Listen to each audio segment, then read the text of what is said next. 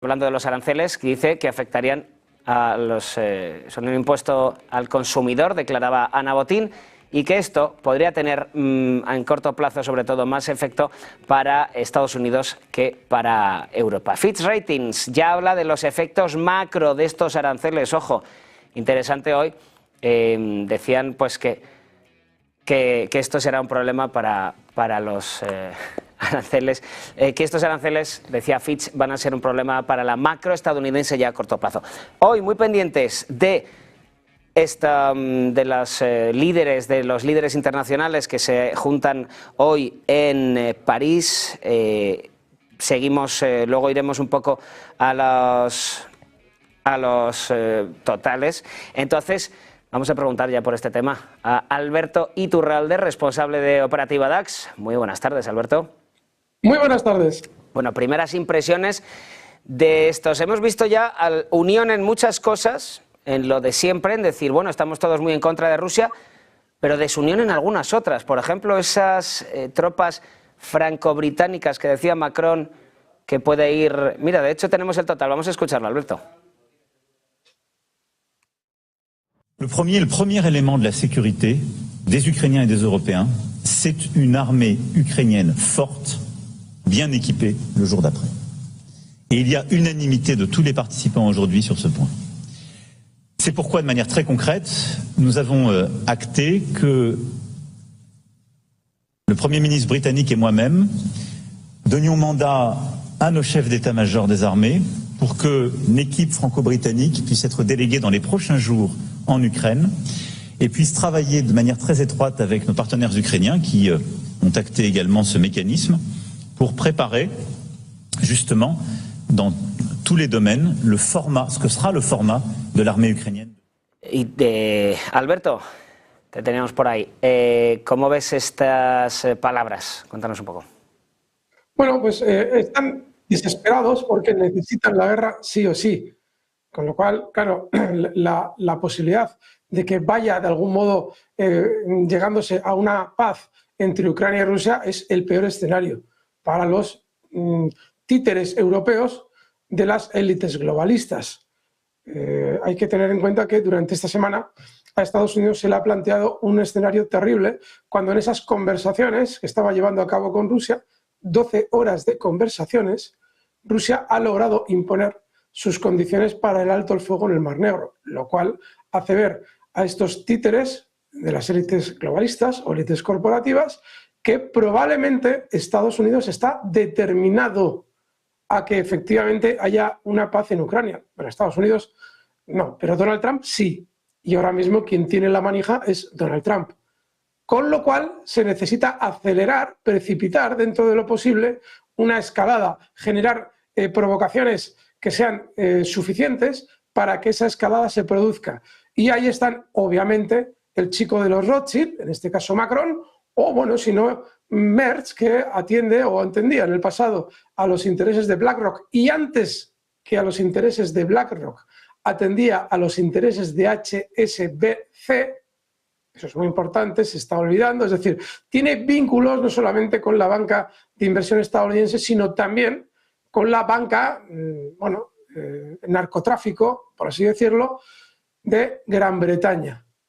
De manera que, ojo, porque si en Gran Bretaña, si en Francia y si en Alemania tenemos tres individuos que pueden estar interesados en una guerra generalizada en Europa, obviamente para ser financiadas por las entidades que les han promocionado, Europa tiene un serio problema. Y la prueba la tenemos en las declaraciones de Macron, que busca desesperadamente una provocación con su amigo Starmer. Veremos lo que tarda Merz en unirse a esa provocación. En este caso, en estas semanas hemos visto que lo que quería era de algún modo una implementación nuclear. Ese escudo francés ridículo, porque le llaman escudo. ¿A qué le llamas escudo nuclear? A que tú vas a poder atacar a Rusia, pero tú no vas a poder proteger una zona, porque tú no puedes parar los misiles hipersónicos rusos. Con lo cual, hablando con propiedad, claramente los tres países buscan una confrontación con Rusia. Los tres países, dices, Francia, Reino Unido, ¿cuál eres el tercero? Alemania. En el caso...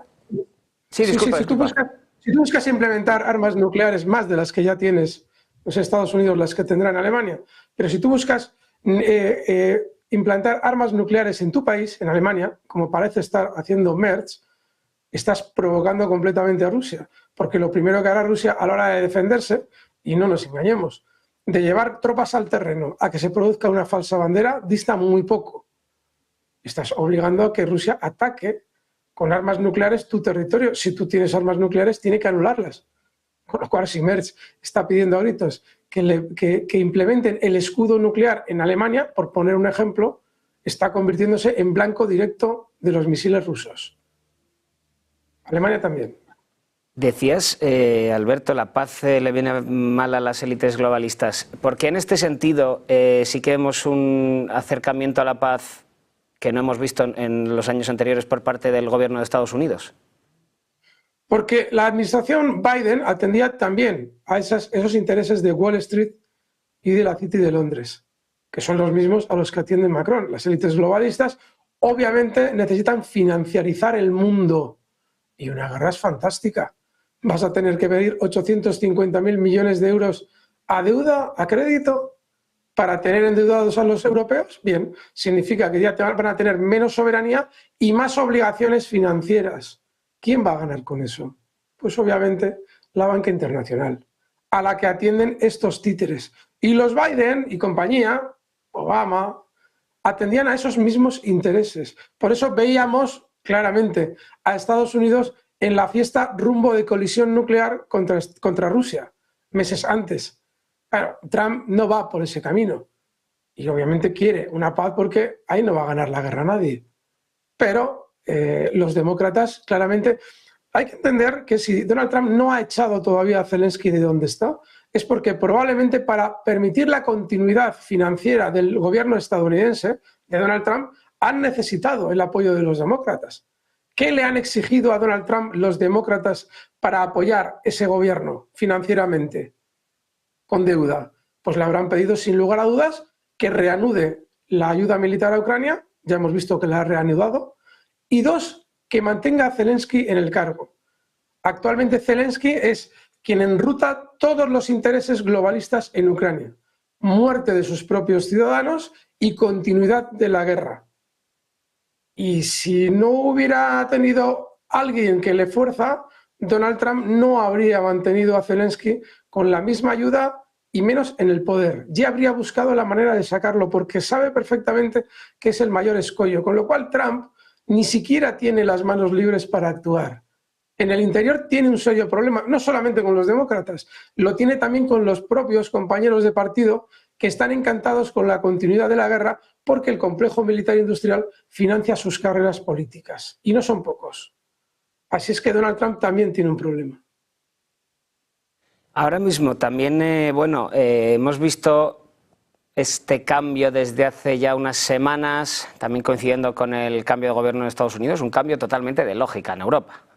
Ya ayer fue el sumum con ese vídeo del kit de supervivencia, con ese bolso interminable.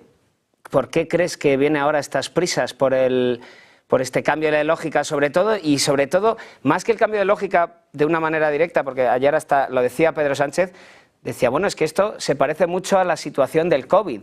Entonces decía, bueno, como es una situación, pongamos un cisne negro que nadie controla, metámonos en una deuda masiva y nadie puede decir nada. ¿Tú también ves ese paralelismo, este momento con el del COVID, en ese sentido? Sí, lo que pasa es que hay un problema. Con el COVID tú tenías un visto que te servía como excusa para todos los días abrir el telediario con 300.000 muertos. Entre las 7 y las 8 de la tarde, más o menos, esos muertos. ¿Para qué? Para que todo el mundo estuviera acongojado. ¿Qué pasa ahora? Es decir, ¿que ahora qué te vas a inventar? ¿Que Putin ya está en Varsovia ya? ¿Por dónde va ya? ¿Ya estamos acercándonos a Berlín? Claro, hay un problema. A los ciudadanos europeos, fíjate qué cosa tan sencilla. No se les explica cómo puede ser que si Putin va a atacar Europa, vaya a esperar 4 años a que Europa se rearme. O tampoco se les está explicando cómo va a Europa a defenderse con aparatitos de metal contra las bombas atómicas de Rusia. Porque aquí en Europa no se está diciendo que los países europeos tengan que evolucionar hacia el arma atómica. Todavía, por lo menos, no se está diciendo. El dinero que te vas a gastar comprando aparatitos de metal te lo deberías estar gastando en investigación para lograr esa bomba atómica y sobre todo lograr conseguir misiles que alcancen Moscú, porque los misiles actualmente europeos no son hipersónicos. Todavía no sabemos qué puede hacer un S-500 a la hora de defender Rusia. Igual pensamos que la podemos atacar con las bombas nucleares de Macron y nos explotan en el cielo, según salen del silo. Entonces, claro, como es tan ridículo que se plantee el discurso como lo está haciendo, ahora ya solo hay que pensar si realmente los europeos tienen un poco de cerebro. Hay que tener en cuenta que en Alemania el discurso tragacionista se ha inoculado de una manera salvaje. Allí no puedes dar la vuelta a la esquina en la calle sin que alguien te recuerde que hay una guerra no provocada que ha generado injustificadamente Putin. Esa frase entera la tienes que estar escuchando en cuanto pones la radio, en cuanto abres un periódico. Eso significa que les han lobotomizado para, obviamente, meterles el miedo. Claro, la payasada del kit esa que hemos visto, que es absolutamente patética, en España no la entendemos. No la entendemos porque a nosotros el tema ruso nos pilla un poco más lejos. Incluso al más tragacionista le pilla un poco más lejos y dice, pero ¿qué payasada es esta? Sin embargo, ellos elaboran las estrategias para que sea el centro de Europa el que quiera la guerra o que la acepte. Claro, allí se lo han tragado todo, con lo cual le pones el vídeo y probablemente incluso les parezca lógico. Ahora hay que pensar qué les parece a los españoles, que están a 1.000 y pico kilómetros más hacia el oeste y que la cosa les pilla más de lado. Claro, ves ese anuncio y te parece ridículo.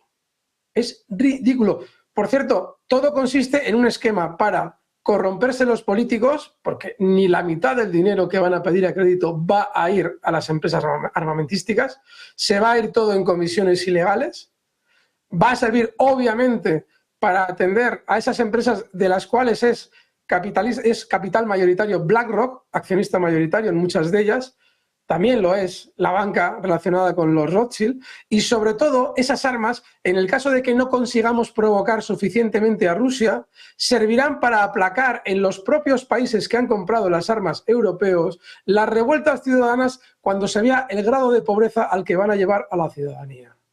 Así es que, ojo, que igual las armas no son contra Rusia, igual son contra nosotros, fíjate.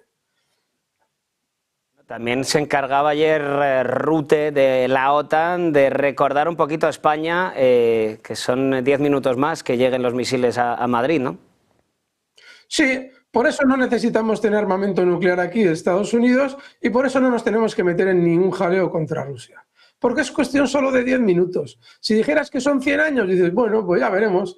A ver mis tataranietos si esto lo llevan bien o mal. Pero no, son 10 minutos, 10 minutos. Con lo cual, igual deberíamos empezar a pensar en no andar provocando a potencias nucleares como Rusia.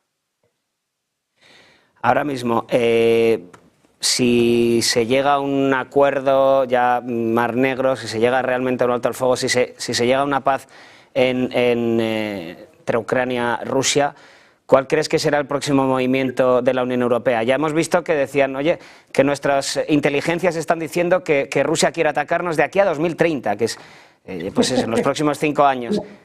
Lo cual nos da una idea del grado de inteligencia que hay en los servicios. Ya, por eso, ¿cuál crees que va a ser la lógica entonces a partir de ahora con una potencial paz?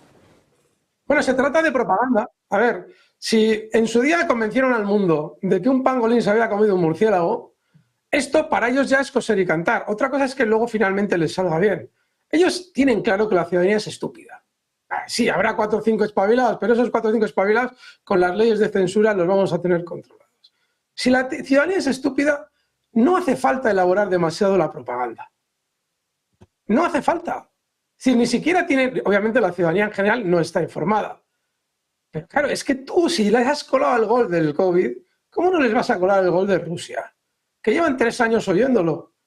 Eso se trata, solo es propaganda y repetir una mentira muchas veces. Miren, el esquema financiero que está preparando la Unión Europea es el mismo que realizó la Alemania nazi para financiar su ascenso armamentístico. Bueno, pues los métodos psicológicos que utilizan son los mismos que utilizaba Alemania durante la Segunda Guerra Mundial, el señor Goebbels. Las leyes de la propaganda de Goebbels, ese decálogo de Goebbels, ya te explica, si da igual la trola que les cuentes, siempre y cuando la repitas lo suficiente. Bueno, pues ya estamos en ese proceso. Alberto Iturralde, responsable de Operativa DAX, muchísimas gracias por acompañarnos hoy. Gracias, fuerte abrazo. Un abrazo. Tenemos ahora una noticia de última hora, vamos a echar antes un vistazo a los mercados, ahora vamos con ello. Dow Jones cayendo un 0,12%, está prácticamente en plano Estados Unidos. S&P 500, Nasdaq, sí, el Dow Jones es el que más está corrigiendo, un 0,12%, pero tampoco es una corrección demasiado elevada. Lo que sí que vemos es en Europa grandes correcciones. Vamos con esa noticia de última hora. Trump golpea a Europa queriendo controlar, ojo, las inversiones futuras.